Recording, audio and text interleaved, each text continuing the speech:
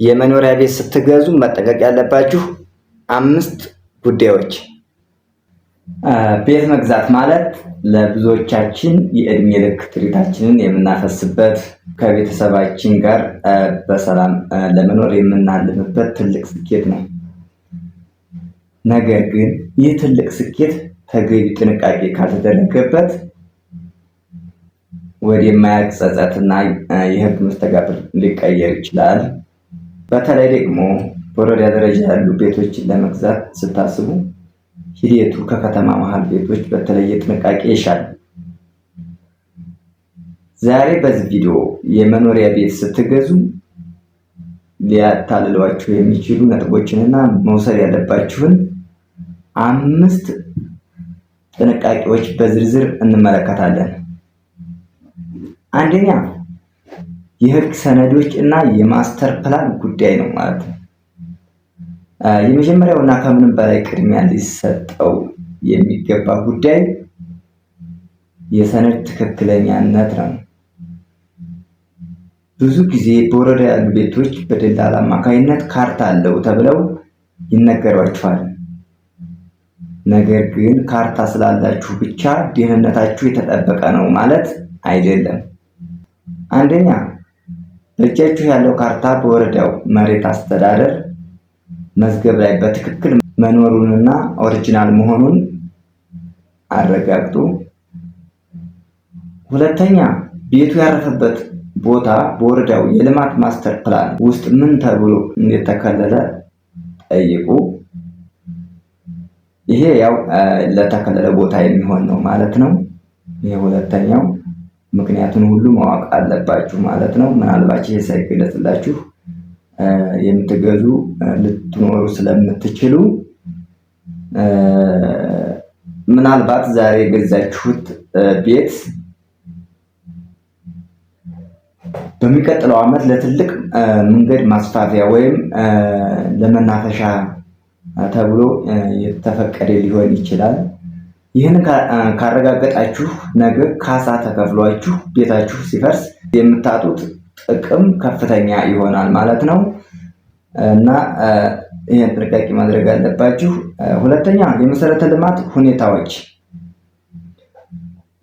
ወደ አዲስ ሰፈር ስትገቡ አይናችሁ የሚያርፈው ቤቱ ላይ ብቻ መሆን የለበትም። አካባቢውን በደንብ አስተውሉ።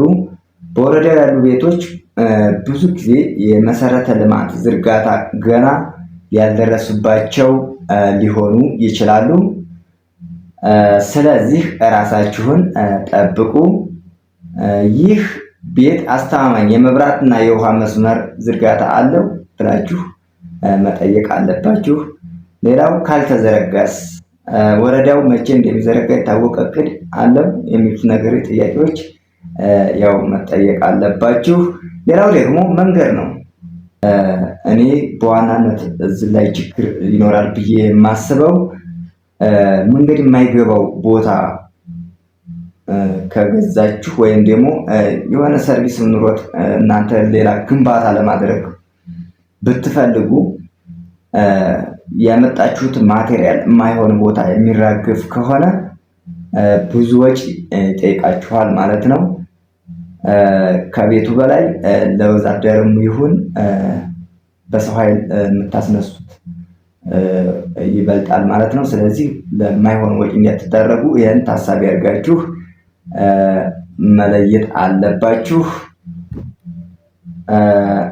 ሶስተኛ የግንባታ ጥራትና ስውር ብልሽቶች። አንድ ቤት በሩቅ ሲታይ ማማሩ ጥንካሬውን አይገልጽም። ከውጭ ስላመረ ብቻ ያው ይሄ ቤት ነው የሚሆነው ብላችሁ ብትወስኑ ይሄ ያው የሚያዋጣ አይደለም ለማለት ነው። በተለይ በችኮላ ተገንብተው ለሽያጭ የሚቀርቡ ቤቶች ስውር ብልሽቶች ሊኖራቸው ይችላል። ለራስ መኖሪያ ተብሎ የሚሰራና ለሽያጭ የሚሰራ ቤት አንድ አይደለም እና በይሁን ብዙ ነገር የሚጎላቸው ነገሮች ይኖራሉ ማለት ነው። እሱን በትክክል ማረጋገጥ መቻል አለባችሁ። ጣራው በደንብ ካልተመታ በክረምት የሚያስቸግር የውሃ መፍሰስ ይኖራል። ሌላው የጎረቤትን ይዞታ አይነካም የሚለውን ጥያቄ መጠየቅ አለባችሁ ማለት ነው።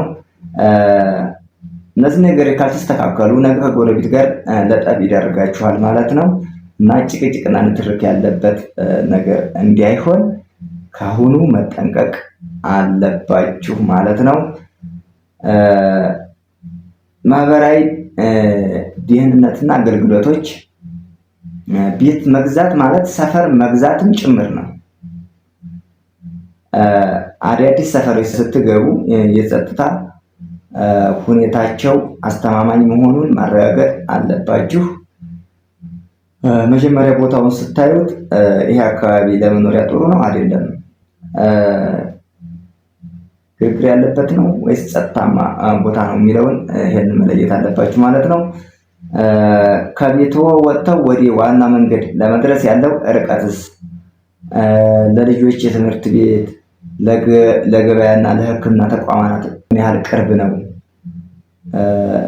የሚለው ነገሮች መገንዘብ አለባችሁ። አምስተኛ የውል አፈጻጸምና የገንዘብ ዝውውር ላይ ሊሰመርበት ይገባል።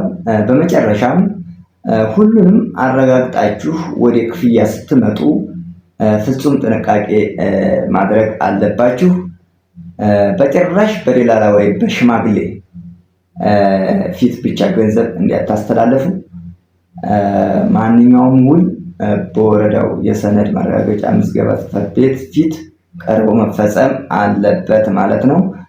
ዞሮ ዞሮ እናንተ የትም ቦታ ሆናችሁ ልትፈጽሙ ትችላላችሁ፣ ግን አንደኛው ኮፒ እዛ መግባት አለበት ማለት ነው። አለበለዛ ያው የሰው ባህሪ በጣም እያስቸገረ ስለሆነ ከዳዳትም እየበዛ ስለሆነ ያንን እዛ ብታስገቡት ችግር ባይፈጠር ተሰሚነት ይኖራችኋል ማለት ነው። ገንዘብ ስትከፍሉም በባንክ በኩል መሆኑን የደረሰኝ ማስረጃ መያዛችሁን ማረጋገጥ አለባችሁ። ያንን ሰው እናንተ በታማኝነትም ሆነ ምንም ሊያደርገኝ አይችልም ብላችሁ አምናችሁ ብትልኩለት በኋላ አላካችሁልኝ ቢል በምንም ልትይዙት አትችሉም ማለት ነው። ስለዚህ